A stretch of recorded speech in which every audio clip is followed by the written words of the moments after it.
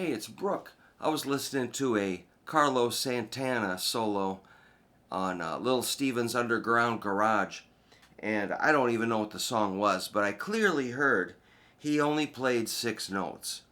And he stayed on the first 2 strings. I think, let's just assume he was in the key of E to kind of fit in with what we were doing.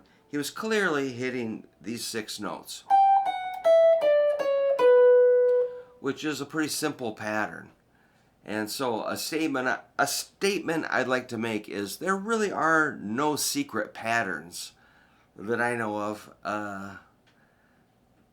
Usually it's pretty normal stuff, but he was able to come up with a long solo and generated a lot of interesting phrases from those 6 notes.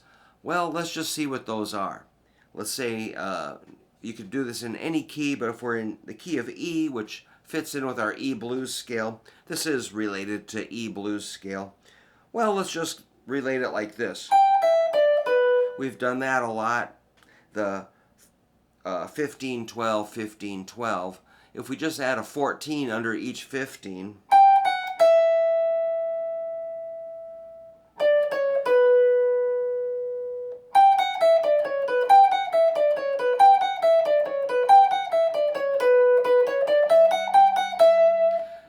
there's a lot of interesting things we can do with those 6 notes. So it's really going to be up to you to be creative. A lot of my students just kind of like, here's the scale. I'm like, now do something with it. It's okay. That's the challenge.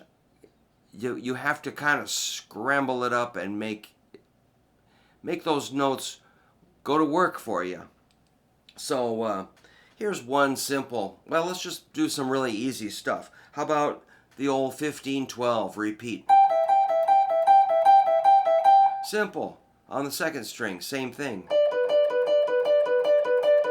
Then you can kind of weave back and forth.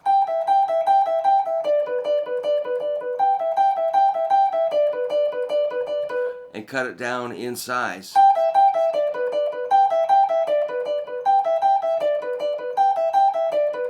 Now cut that in 2.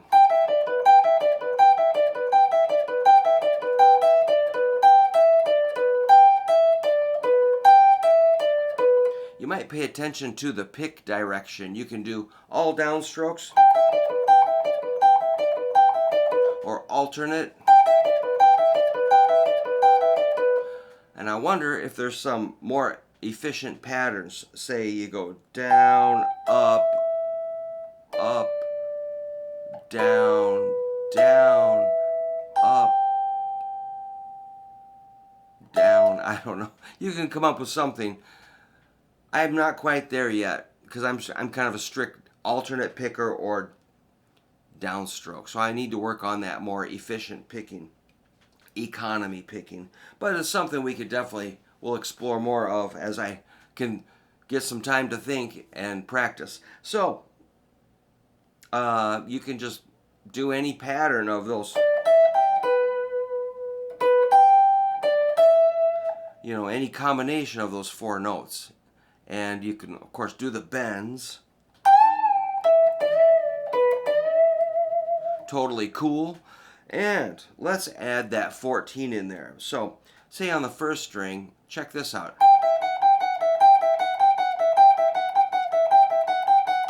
That's 14, 12, 14, 15, 14, 15, 14, 12, I think.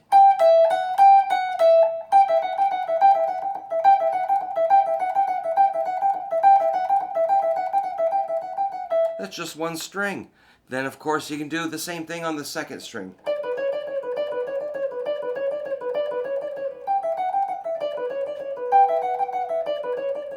I'm going to do that slow.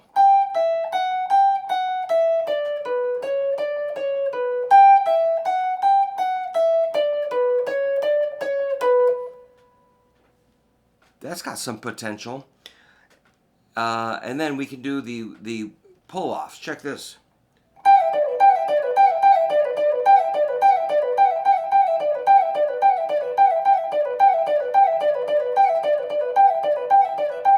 I'm just doing the pull off. One pick stroke gives you 3 notes. 15, 14, 12. Pull off. You just hit it once.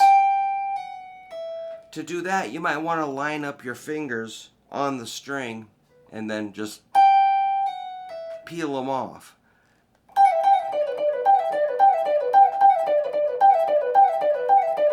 I'm sure you could reverse that.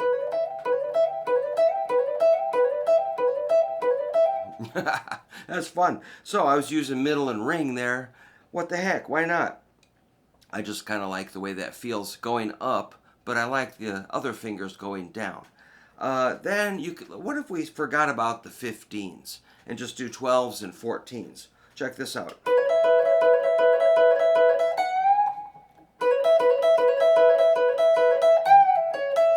That's pretty, I guess that's a cliche, isn't it? It's kind of got that happy, rolling along, happy sound. But in the right place, that can be a very effective lick. I wonder if there's much you can do with like 14 15s. Oops, where am I at here?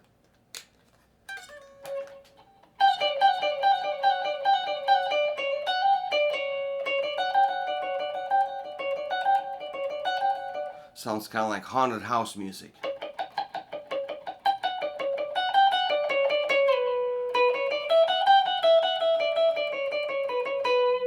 So, you know, it's something I heard on the radio.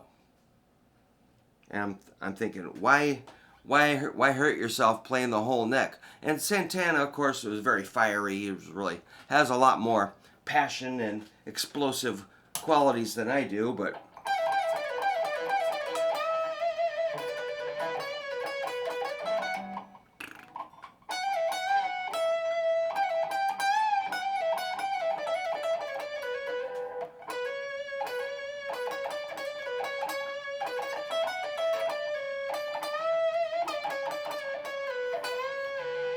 oh, really, you could spend all day on just 6 notes. So, of course, you can, move it down to D at the 10th fret, or C at the 8th fret, B at the 7th fret, A at the 5th fret, etc.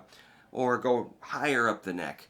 Any key, you could just park yourself there and go. I guess a little distortion could be inspiring, but I kind of practice clean most of the time, just because my bands are pretty clean, and I would just rely on a little bit of cranking up the amp and get a little bit of tube distortion or maybe an overdrive.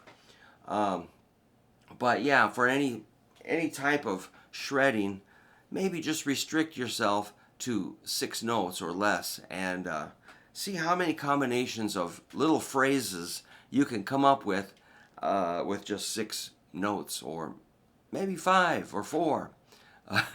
And then don't forget the bends, the slides, the hammer-ons, and the pull-offs.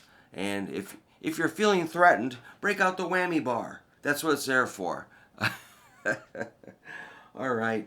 Well, I just got back from a little vacation in Chicago. I went to the Field Museum and hung out with Sue for quite a while. I'll probably post a few photos as thumbnail photos for videos showing parts of Sue, which is something I like to do. And what else?